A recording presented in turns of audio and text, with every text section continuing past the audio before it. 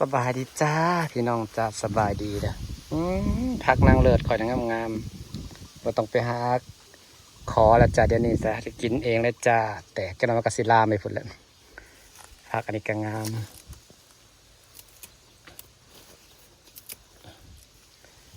ส่วนหมักพุงครับนะ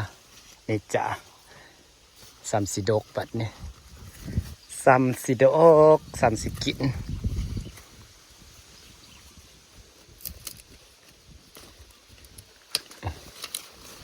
เด็ดออกมันหนา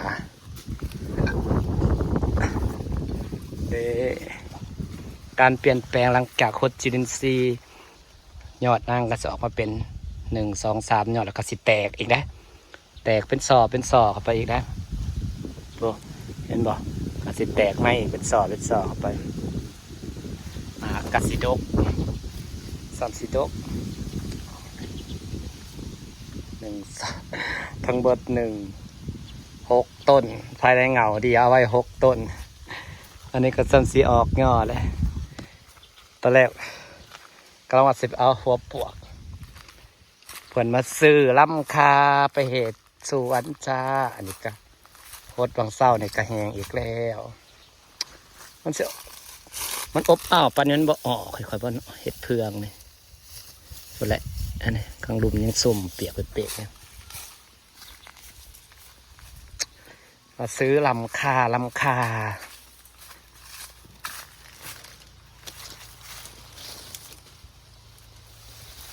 ยอดนี่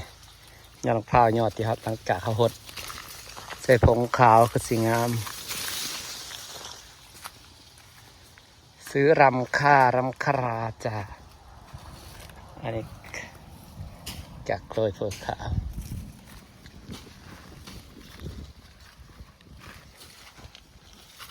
ใส่กระสอบนี่ต้องไปใส่ลายเถื่อตัดให้มันแปรหลดใส่มันแตกขึ้นมาใหม่กับสีป้าไปแต่ตัวน้อยมันนั่นแหละตัวน้อยแต่มันขึ้นใหม่นะตัวแก่กับตัดเอาเลยงัวน่ะจ่องกินเฉยเนาะคนสิเอาล้ำคาไปเห็ดรอเสาจ้ามาซื้อล้ำคาแก่เดี๋ยวตัวแก่ตัดออกไปเลยนะใส่เดเบิร์ดนี่ตัดมันแปรอะไรมันขึ้นใหม่ว้าวห้อน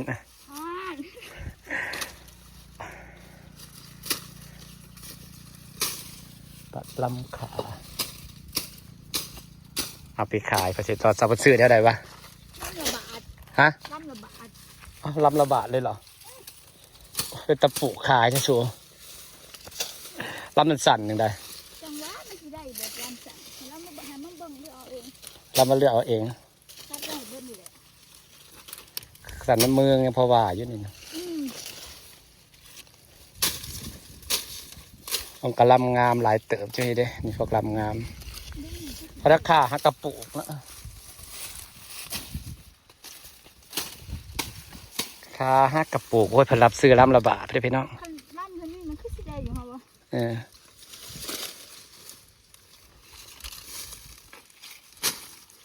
กระหงได้ผลับซื้อขาลำละบาทนี่นะกระเพาะขาอยู่ดอก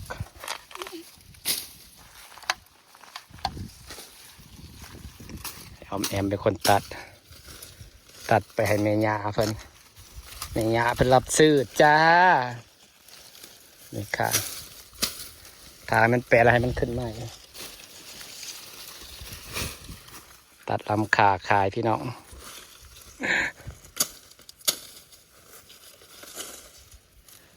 ตัดแล้วหุบไปกองไว้อยู่ห่มไปเนาะคือมาห่อนแดดเท่เราจะให้เรามาเลือกไว้เองเรามาเลือกสอบเอาเอง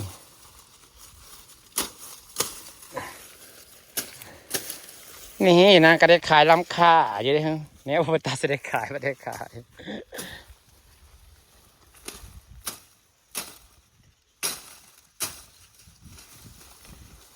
ม่วงก็เป็นลายเติบเลยครับที่หนาวแรงเป็นลายต้นมันใหญ่ไม่กินไว้น้องม่วงก็ได้ปีเดียวเสมออย่างกระปุกปีเดียวก็ได้กินเลยตัดทิ้งตัวหน่อยตัดติดแล้วเอาไว้ตัวมันแตกหน่อกันเอาไว้ ราะมันเผาไปแล้ว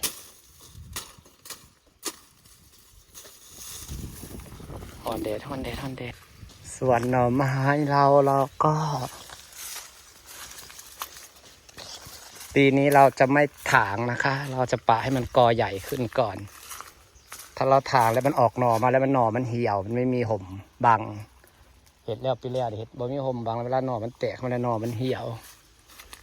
ก็เลยปะไว้ก่อน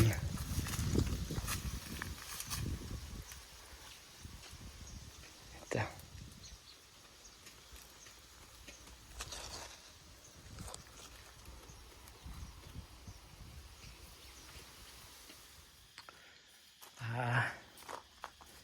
ได้40-50 บาทจีบอได้หลายเติบอยู่เด้ฮอน10โอ้ยจะเป็น100ไปเลยพาด ทานได้ทั้งมูนะ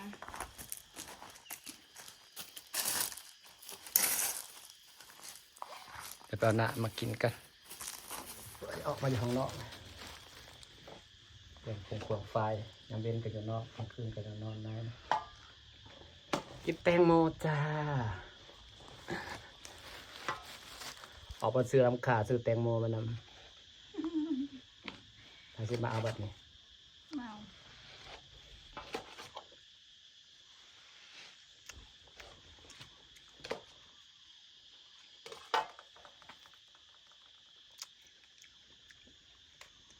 เอาลำขาไปใส่หูอันนั้นใส่หูเสาไปเนาะ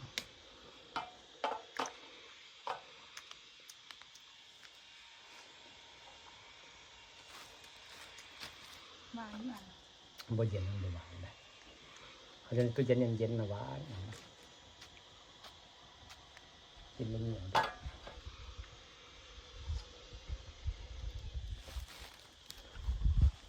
ใส่ตู้ไว้ก่อนมา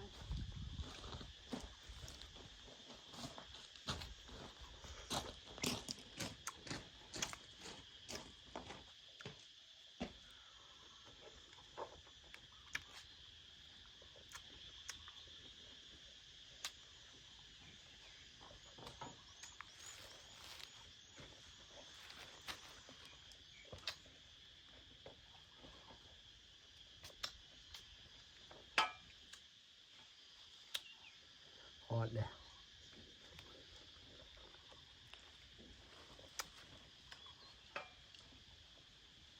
เดี๋ยวเราจะไปตลาด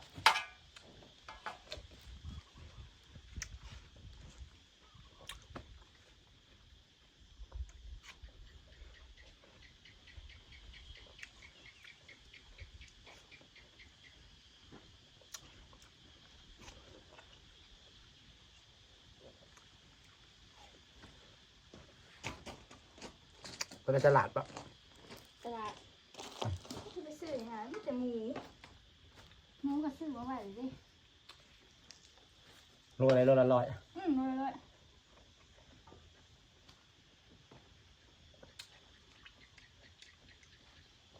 ยังสิหนาฟาร์มเนาะ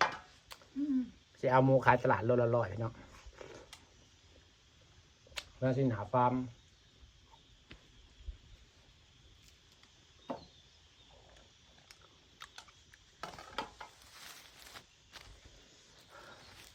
แล้วก็สิไปเกลือปลาแล้วก็สิไปตลาดนะคะฝากบรรยากาศสวัสดีพี่น้องค่ะสบายดีจ้า